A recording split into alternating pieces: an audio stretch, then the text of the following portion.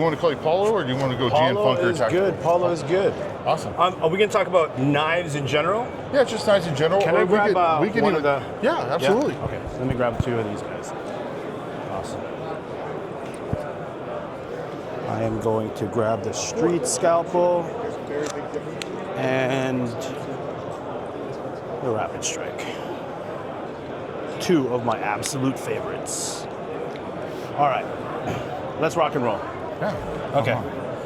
All right, ready? What's up, everybody? This is Chase for Straight Edge Knives, and I'm here with Paulo from GN Self-defense extraordinaire, right? If you guys follow him, this guy knows a lot about a lot, and I wanted to pick his brain a little bit on what kind of he looks for in some self-defense carry type blades, and get his just theory on it. Gene, what do you got? Paulo, what do you got? Well, it's a little bit different than what most self-defense subject matter experts might say, because for me, style and personal preference trumps everything. A knife is a knife. You can get a $20 knife from Walmart and it may be able to defend your life when you really need it, right? Yeah. So for me, there's a few things. First, I gotta love it. So can you mind holding this? Yeah, absolutely. I have to love it. You know why? If I love a blade, I'm going to play with it. I'm going to do all sorts of wacky shit with it. I'm going to practice deploying it from concealment. I'm going to train with it. And what that lends itself to is familiarization. Mm-hmm. If I'm proud to own a blade, I'm going to carry it, I'm going to utilize it, I'm going to use it to cut stuff, I'm going to sharpen it. And that really lends itself to, again, a self-defense intention. Yeah. Right? Does that make sense? Yeah. So absolutely. if it's cool, you're going to play with it. So this is a great example of a knife. I first saw it here as a prototype. I saw it and I loved it because it's cool. But the blade handle is slim. The whole profile is slim. It's extremely concealable. It's just an intelligent design. Everything from that ramp that allows me to get that blade out.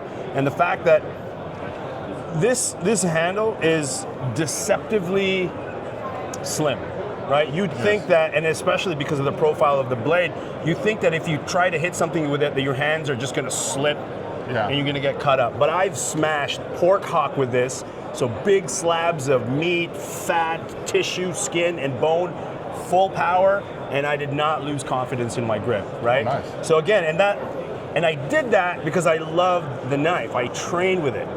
So there's one. Another one is this Tops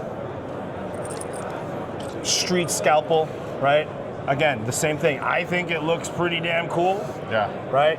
I mean, I can talk all day about, handle design and ergonomics and all that stuff. And all of those things ultimately matter. Yeah. But if you don't like it, you're not going to play with it. You're not going to handle it. And so it's going to be unfamiliar to you. Yeah. And that's the main thing. That's the main. Whatever knife you decide to carry, you need to train with it. Yeah. You need the to. last thing you want to do is try to pull something out you never trained with, and then you wind up stabbing yourself, taking yourself out of the fight, or unintentionally hurting somebody else. Absolutely. And deployment is such a big deal. And this is why when I co-designed this with Bastien from Bastinelli Knives, I had that really pronounced beak there, right? So even if I grabbed it and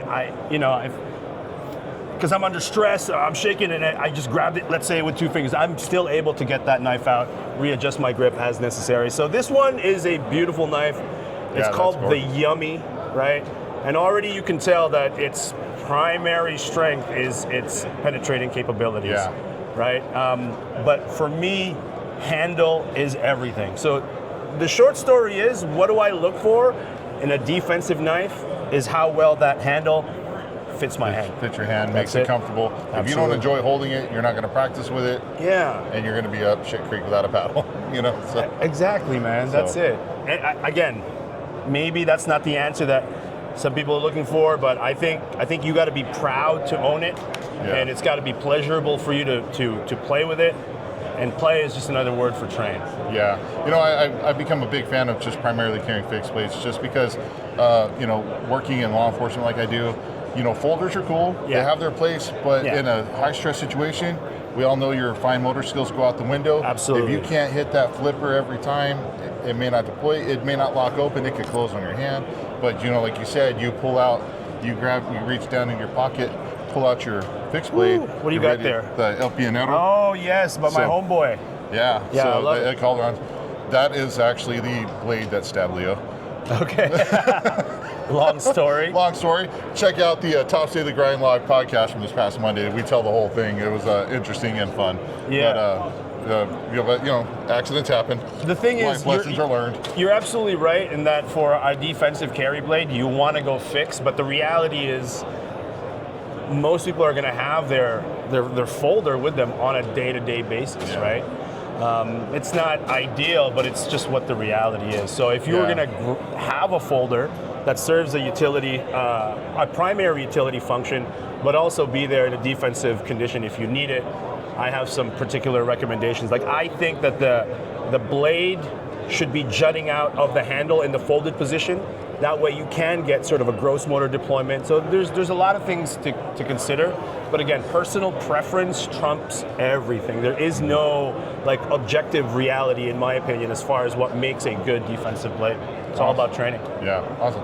Well, hey man, I know you're super busy. I know you got a lot of stops to make. I appreciate you taking the time to stop and talk to us about it. It's a pleasure meeting you. Like I said, I've been following you for a long time. Where can everybody find you on the socials? Yeah, you can find me on Instagram at GN_FUNKERTACTICAL, or you can just look up GN on Facebook. I'll be there. He'll be there. All right, man. Thank you again. I greatly appreciate it. My Stay pleasure. safe. Stay sharp, everybody.